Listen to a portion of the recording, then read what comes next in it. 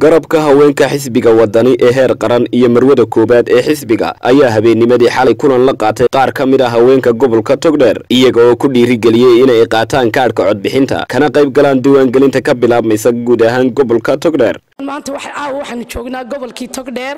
maxay ahaayeen degmadii Burco ee maaragtay taariikhda lahayd ee maaragtay halgamayaasha faraha badan in ay ka soo jeedeen madaxweynayaal badan oo Soomaaliland soo marayna ay ka soo jeedeen ayaan horta caawa joognaa heer maxay ahaayeen runtii waxaanu maaragtay u nimi waa hawsha diiwaangelinta waxaanu ku soconaana waa wafdida arkaysaan oo ah gudoomiye garabka haweenka heer qaran xisbiga wadani Foosiye Kayse iyo gudoomiye ku xigeenkii Safiya Umar Faarax waxa kale oo aad u qiimo badan oo aadna maaragtay anaga noogu dheerna marwadii madaxweynaha mustaqbalka ayaa nala socota Firdaus Maxamed Rooble ee gudoomiye Cabdiraxmaan marwadiisi ayaa nala socota iyadana maaragtay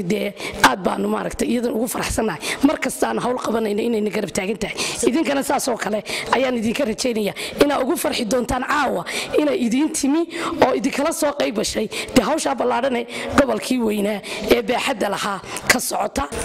halka waxa isugu yimi xusbigii wadani garabkiisii haweenka oo gobolka Togdheer iyo caasimadii Hargeysa labadaba ka wada socda oo qoladii Hargeysa ilaahay nabad qab noogu keenay anagoo muddo dheer kala maqnayn oo aanan maxaan yiraahdaa isu iman oo sababta la isugu iman waayna ay tahay hawlo marka la qabanayay timay jireen oo la harsanayay imikana waxa la isugu yimi diiwaangelintii xusbiga abaabulkii dhismaha sidii kaararka loo qaadan la hawshii xusbiga ayaa caawa halkan isugu kaya keentay ilaahay baa mahadaale ilaahay ayaa mahadaale muddada dheer ee maxaan yiraahdaa ee aanu kala maqnayn ee caawa anagoo caafimaad qabna aanu isu nimi alxamdulillaah rabbil caalamiin ilaahay baa mahadle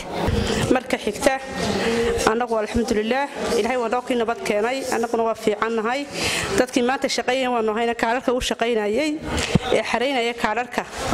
ee xisbiga iyo dadka u shaqeynayay lamarkaan wadanihi maqlay xaduiga kacda markaan wadanihi maqlay xaduiga kacda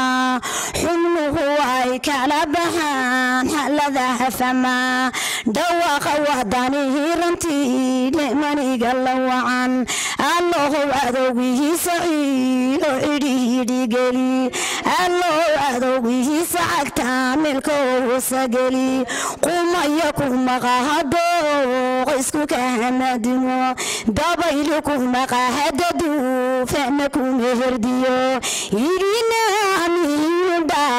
hebayno waqbalo